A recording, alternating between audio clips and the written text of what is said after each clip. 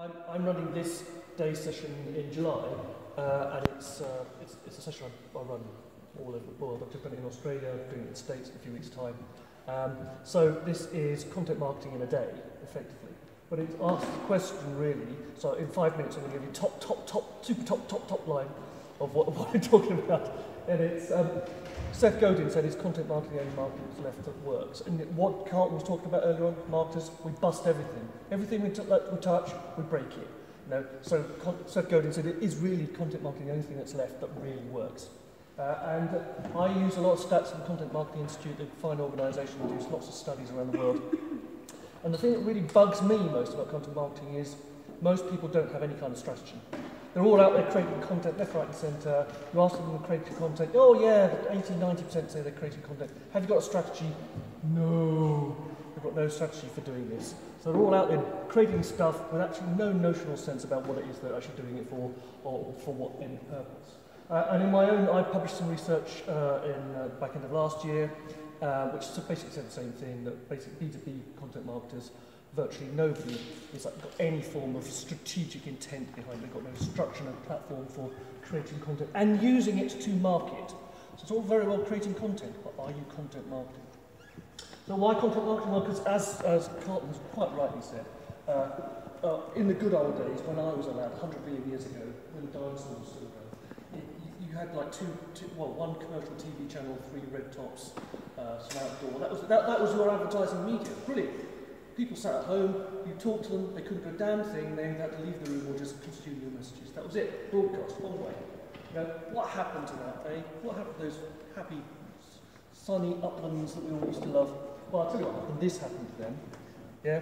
Along came the interweb and gave everybody the choice. And Carlton talked about it already. What happens is customers now go, they choose whether they receive your information or not. Yeah? All balance of power in the relationship between brands and customers has gone from the brand to the customer. They own this relationship now. It's not about what we want, it's about what they want.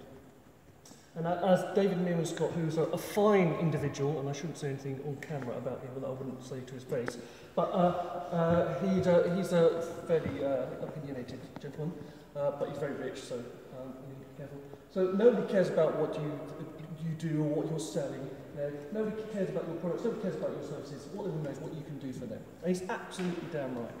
So why does content matter? Well, it's because, and Carlton said this already, Google has made it so. Google has made content the raw material, the currency for success in digital marketing. Because it turns content into currency, increases awareness, builds reach, creates an inbound effect, which I'll talk about, and customers learn to seek it out, and helps people make better decisions. Okay? And finally, it fuels all this stuff that we're talking about. It's the fuel for social media marketing. Content and content marketing is the fuel for it. So, a lot of people talk to me about, well, what makes really truly effective content, and there's a lot of BS out there about what makes good content. Well, I'll tell you what makes good content. It has to be relevant, compelling, and timely. That's all you need to know. Not great, awesome, fabulous, all that kind of stuff. Those are all value judgments. Don't worry about that. If you make it relevant to the customer, the recipient, compelling because it compels them to do something, either consume some more content or move themselves down the buying journey, and timely to their particular needs, then it will be effective. Okay? The most dull, boring piece of content in the world was a data sheet I saw on servers for a client who told me that it was the most useful thing he'd seen, because at that point in the buying cycle, he really, really needed it. It was absolutely awesome. It bored your pants off, but by God it was useful because it was relevant, compelling and timely. So that's what makes great content. Okay? And if you do that, and don't worry about, people talk about content shock, content deluge, don't worry about how much you create, it's about the quality of it. Because once you have quality communication, quality content, you can atomise it with the content wheel of love to actually break it up into different pieces that are stackable and bite-sizable. And that's where social then completely comes into its own, because that's how you use this atomised content to actually promote your hero. Okay? And this is because whilst, as Bill Gates said, content is king, what Gary Vaynerchuk, as Carlton talked about earlier, said is that context is God, because it's about where and how this content is presented that is important. So Seth Godin said, look, frankly, we've got to this point where it's no longer permissible for us to shout at people, we can't do this anymore.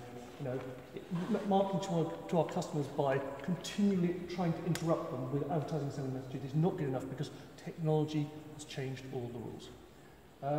And how all these things fit together? Well, I would say that if you look at what the inbound effect of content marketing is, it's basically one of the three legs of the content, of the inbound marketing stool. You take one away, the whole thing falls over. And those three legs are content. If you have good content, which is well optimized by SEO, and you can find it easily through social media, then you have good inbound marketing. Right? So to do all that, you have to have some kind of structure. So I'm just going to show you the structure and show you one of the stages, or 12 stages. I won't talk about this. You know, what you want to do is build an engine for your growth by building a content marketing engine. And these are the stages, basically fuel your engine, then ignite it and accelerate it. The bit here is all about planning. It's about understanding your journey, creating a message, distilling your brand story. When I do this for a day, I talk a lot about brand stories and how much it really goes. Defining the editorial process, so how do you manage the content creation, building a content creation community, who are the people that are going to help you build this content, then creating this effective content, what are the kind of attributes, how do you go about it, atomizing and repurposing, as I've just talked about, the wheel of love, always keeping conversion in mind, because content is about moving people down the journey towards a purchase, then you amplify it through social media, and then these ones here on the acceleration side are all about how you embed content marketing into your marketing organisation and the things you have to do and the way you can share and build on that. And finally, we talk about measurement and improvements and metrics and measurements, and then how you kind of review all that stuff. So that is this 12 stages, 3 steps, 12 stages. The first one is about understanding the customer journey, building personas. You know about personas. Here's a template. I'll give out lots of templates and stuff. Plotting the journey.